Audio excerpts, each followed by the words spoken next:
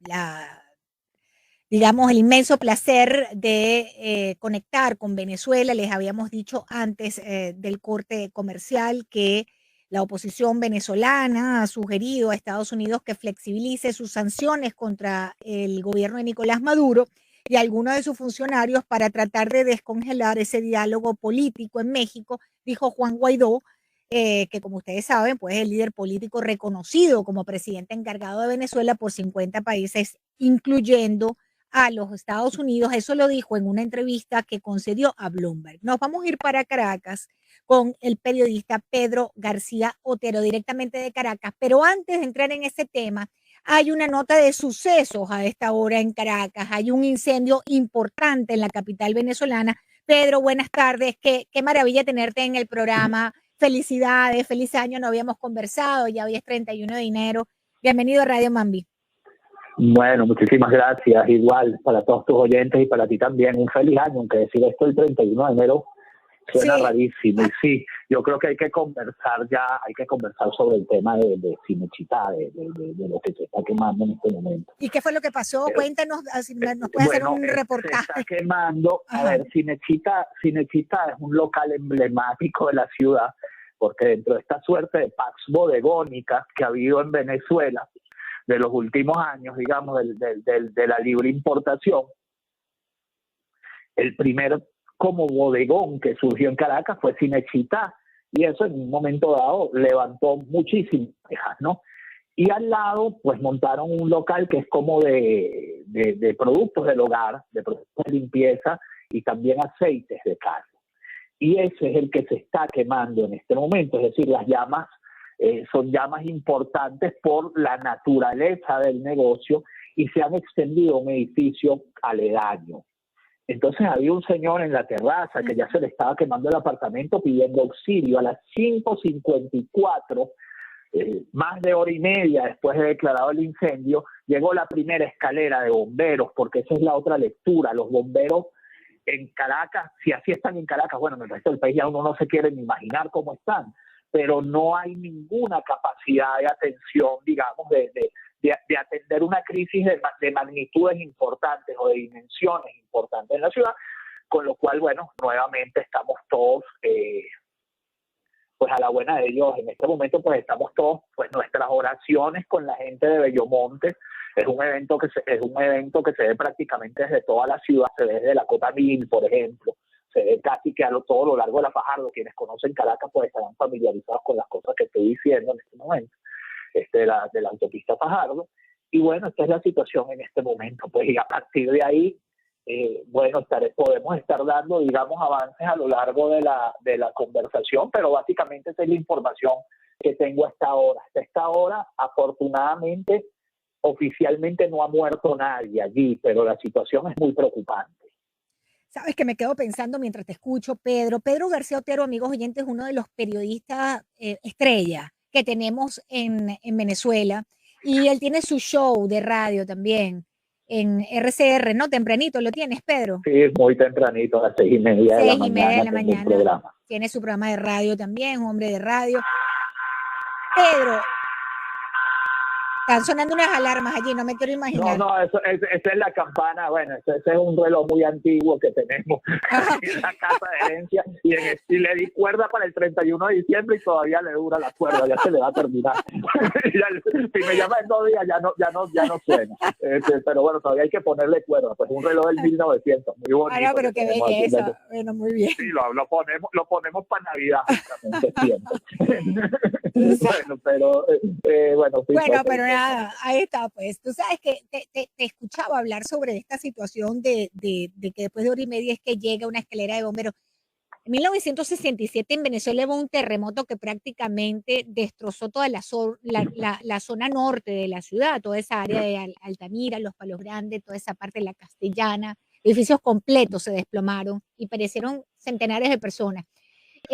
Porque Caracas es una zona sísmica, tiene una importante zona sísmica, es parte de una importante zona sísmica. Yo no me quiero imaginar si por un incendio se tardan hora y media en mandar un bombero, cómo sería esto si hubiese una tragedia mayor, ¿no? No, olvídate. Que Dios nos proteja, que Dios nos agarre confesados. Mira, incluso si tú comparas la capacidad operativa bueno, porque todo ha sido desmontado, Protección Civil fue desmontada y los cuerpos de bomberos que habían sido descentralizados, y los bomberos se habían convertido en bomberos, digamos, de cada estado. Bueno, no, Hugo Chávez los recentralizó, y hoy en día pues están absolutamente abandonados a su suerte. Ni siquiera la capacidad, digamos, operativa que teníamos cuando la tragedia de Vargas, que hace, 23 años que comenzó toda esta tragedia, ¿no? La tragedia del chavismo y la tragedia de Vargas comenzaron el mismo año. El 1999 comenzó con la tragedia del chavismo y terminó con la tragedia de Vargas. La capacidad operativa que demostraron en ese momento, digamos, Protección Civil, más los bomberos, más el propio ejército, fue una capacidad operativa que en este momento no tendríamos ni por asomo. No, olvídate. Venezuela es un país, en ese sentido, perdió el 90% de sus recursos, como en todo lo demás.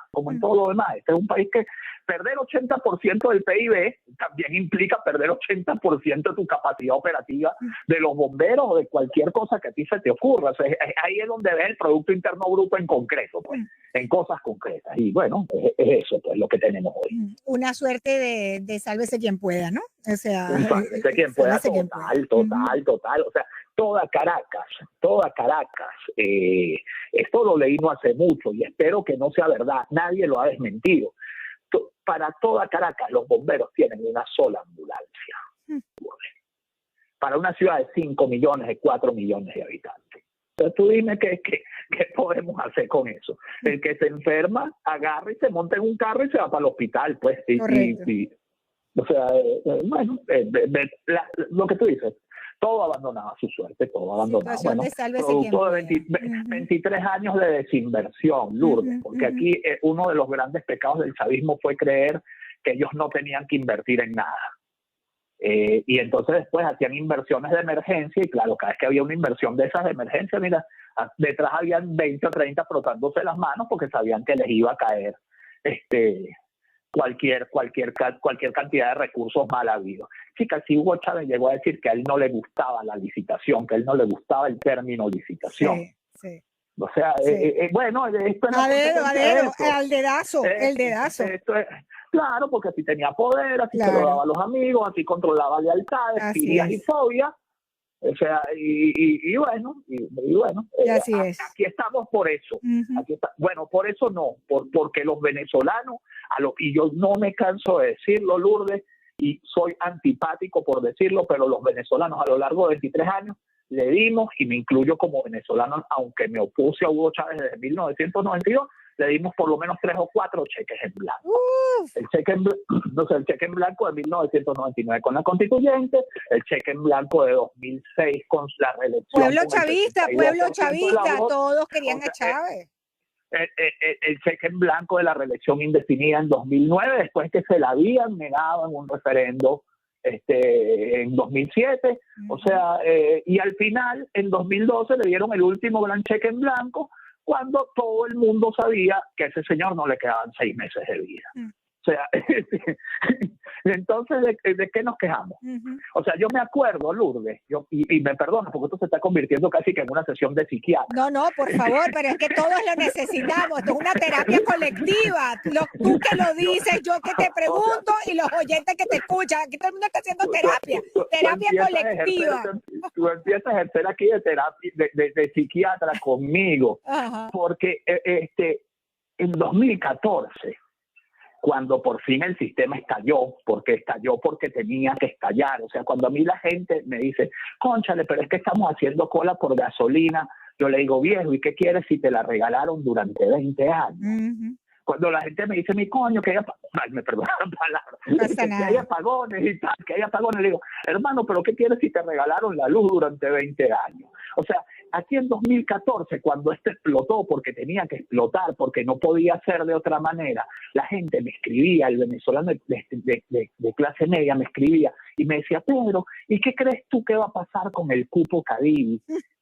Y yo le decía, hermano, de verdad esa es tu preocupación, o sea, de verdad el cupo Caribe es lo que a ti te preocupa. O sea, bueno, entonces no, o sea, pongamos las culpas en quienes hay que ponerlas, porque obviamente las culpas hay que ponerlas donde hay que ponerlas, pero también hubo una sociedad que fue en gran parte cómplice, Lourdes. Así es, y por años, y por años. Y que hoy está pagando con sangre, con sudor y con lágrimas el resultado, bueno, de esa frivolidad y de esa ligereza en medir el futuro y en medir las consecuencias de los actos, que en el fondo, bueno, es lo que caracteriza una sociedad como la nuestra, pues su absoluta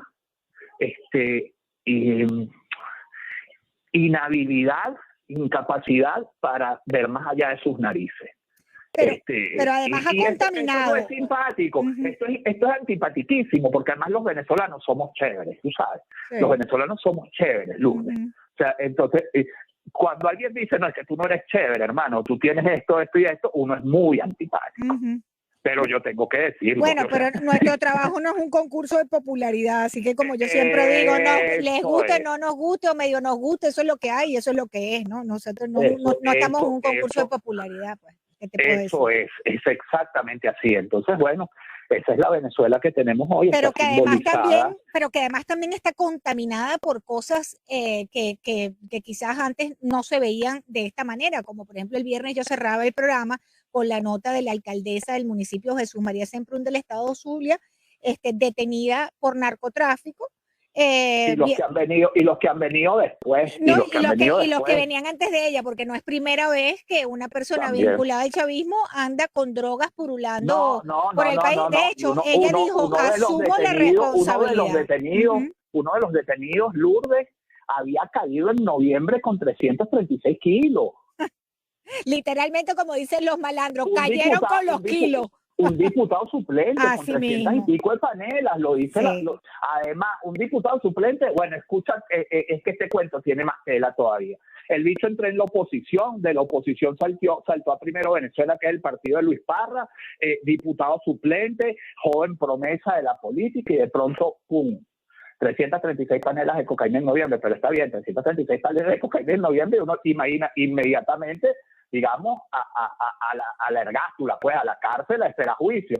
No, resulta que en enero se vuelve a caer, 2 meses después. Ese es Luis Alfonso Viloria, con 336 paneles de cocaína hace 2 meses, y ahora cae con la alcaldesa del municipio, una alcaldesa municipal. Tarek El Aissami ha hecho una declaración en la que dice que la operación Mano de Hierro lleva meses trabajando para desmantelar redes criminales. Y uno dice, bueno, meses son meses, ¿verdad?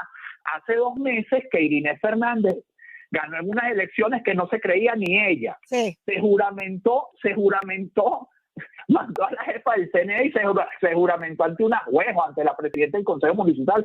Se hizo un carbonazo, pues, en el municipio, a ellos que les gusta tanto hablar del carbonazo. Bueno, sí. Hizo un carbonazo en el municipio de Jesús María Semprún. Y 2 meses después se cae, bueno, también literalmente, pues, o presuntamente con 7 kilos de cocaína, porque esa señora, igual que el diputado, no son culpables hasta que no estén condenados, eso hay que decirlo, son presuntos responsables de los hechos. Y entonces, ¿cómo es esto que llevaban meses investigándola? Si llevaban meses investigándola, ¿por qué le hicieron candidata del PSUV otra vez? Porque era una estrella emergente del PSUV, que Irinés Fernández, porque había sido una estrellita desde 2014, una de estas estrellas que atienden, que las van empujando, ¿no? En la política. Y uno dice, bueno, algo tendrá, uno aquí pensando bien, ¿no? Algo tendrá,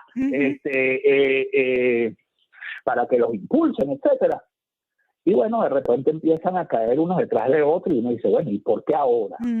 Porque el problema de estos procesos siempre es el por qué ahora. El timing. Porque los dejan avanzar muchísimo. Entonces, cuando por fin tú ves que actúan, tú dices, bueno, pero ¿y por qué ahora? ¿Por qué ahora contra la gasolina?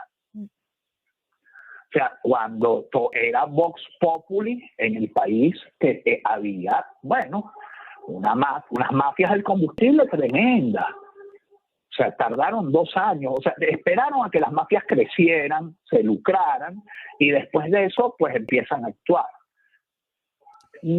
todo es demasiado turbio, todo es demasiado sospechoso. Y ahí, bueno, termina estando hasta este incendio, termina estando en la categoría de lo que se vuelve sospechoso, por lo que por las razones que te contaba al principio. Sí, uno sospecha de todo ahora. Claro. Todo, Lourdes, perdón, porque voy a ser muy claro, de todo y de todos. Claro. Por eso yo estoy sospechando de esta decisión de Juan Guaidó, que ha dicho en una entrevista a Bloomberg que hay que aliviar las sanciones después de que hicieron lobby aquí por meses para que le pusieran sanciones a cada una de esas figuras.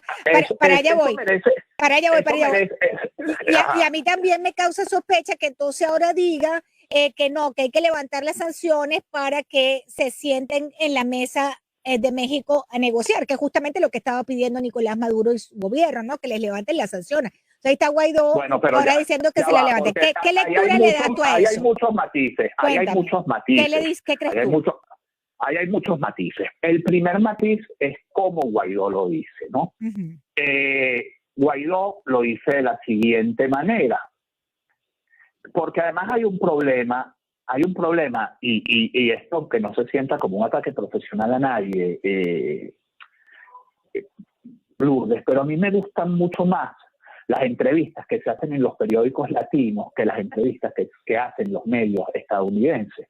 Porque los periódicos latinos te hacen un pregunta-respuesta. Los medios como Bloomberg no hacen una, repregunta.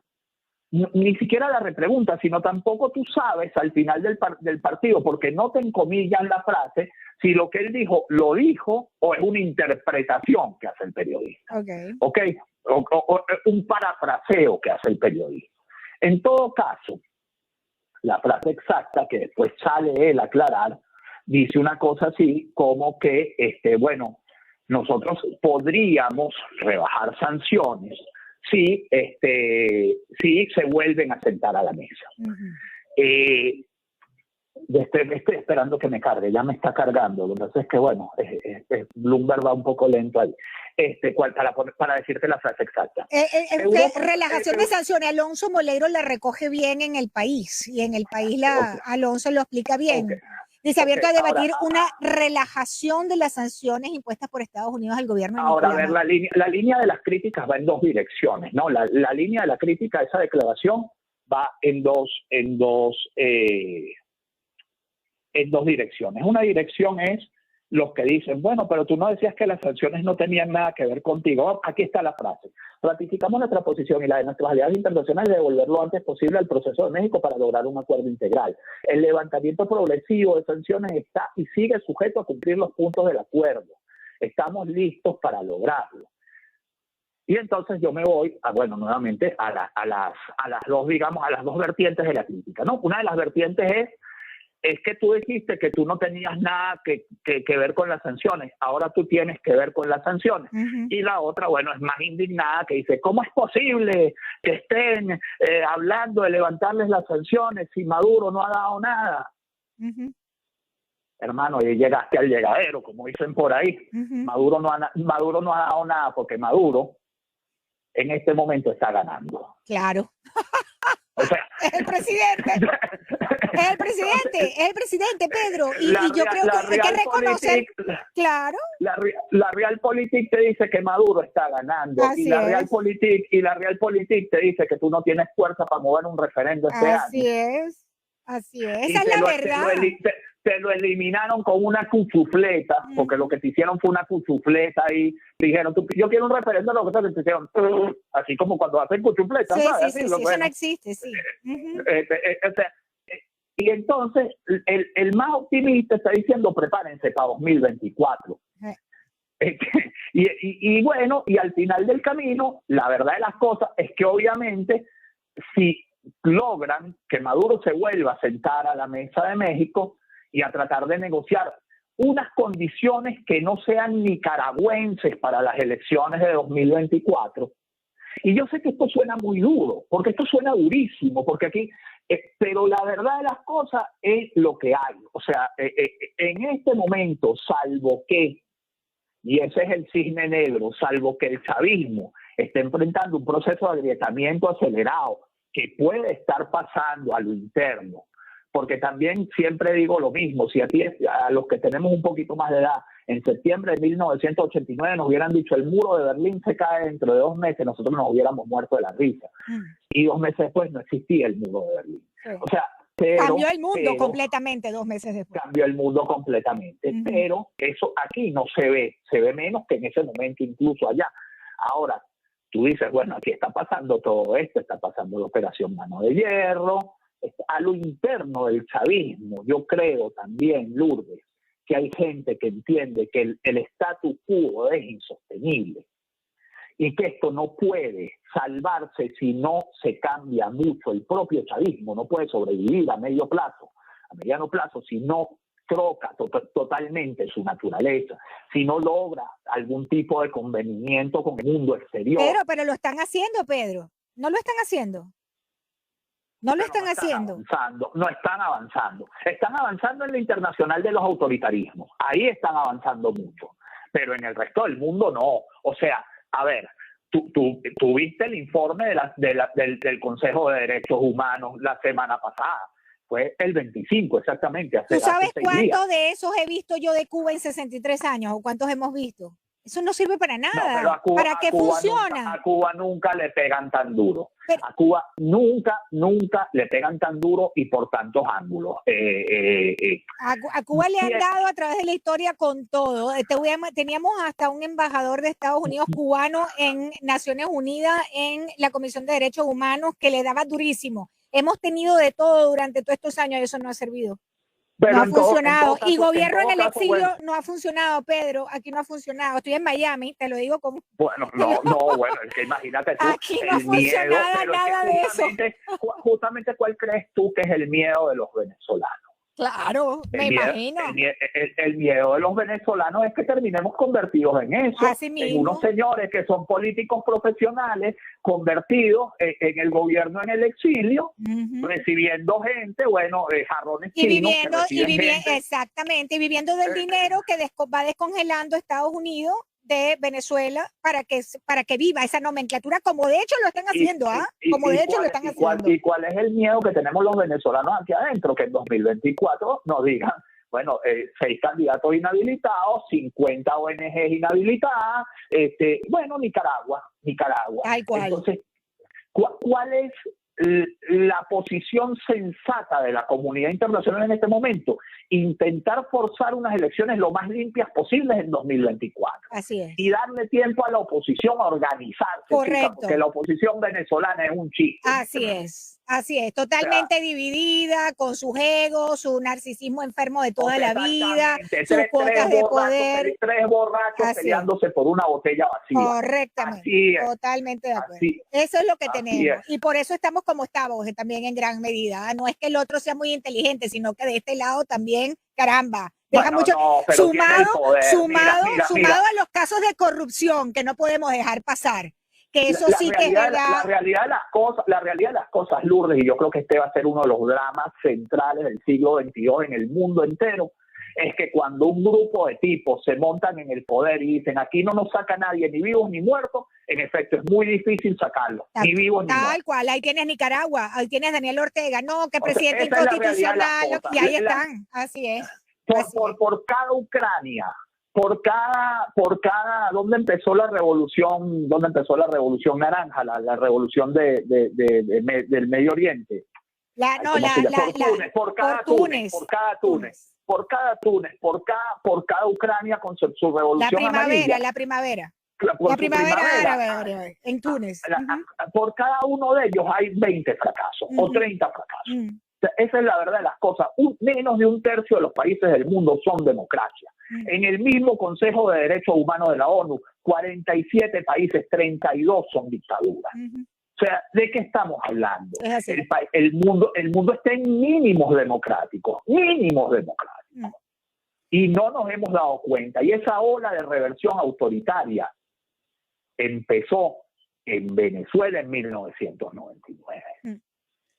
Pedro, tengo que hacer brevemente, tú eres un hombre de radio, tengo que hacer brevemente una identificación de la emisora, pero al regreso yo quiero que tú me digas si es conveniente, ¿qué opinas tú de pedirle a la administración de Biden que de verdad levante algunas sanciones como lo ha pedido Nicolás Maduro? ¿En qué beneficia eso al proceso? ¿En qué beneficia eso a Venezuela y a los venezolanos? Porque a lo mejor es una buena idea, no lo sé, a lo mejor es una buena idea.